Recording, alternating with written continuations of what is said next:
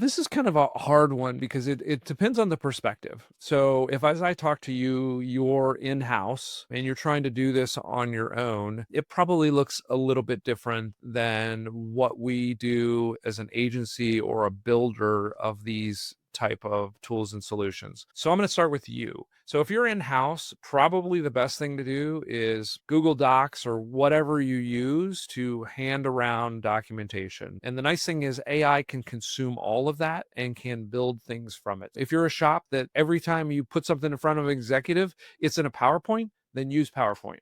If your executive team loves white papers or one-page memos, then do that. And every time you're making adjustments, do that. And then once you get buy-in or sign off in whatever way it typically is used or done, then take that back in, bring it to whatever your AI thing is that you're working on, and feed it into there and ask it from this documentation, build me a specification which you will then use. And then when I want to make a change, or the executive team or some sort of management team ask for a change, I would iterate through that same process again. I would use it in the same native format that they're familiar with: memo, white paper, PowerPoint, whatever it is. The way that we do it is different. So, what we do is oftentimes with clients, we will actually do a little bit of a similar process. We might interact with that, but generally, we like to stay as native as possible. So, we build the specification in Markdown, which is sort of seems to be the native language, which is a way to kind of, mark up documents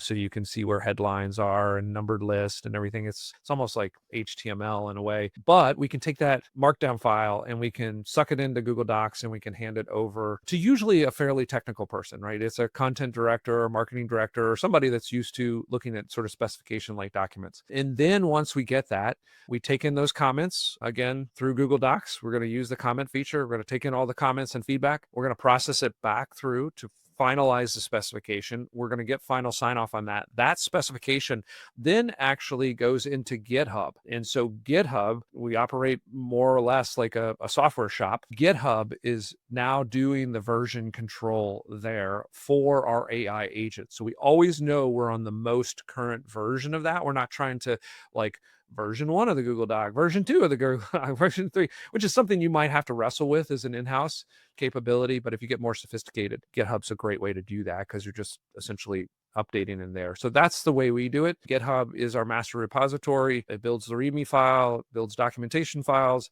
And so we treat it like a software process in our model.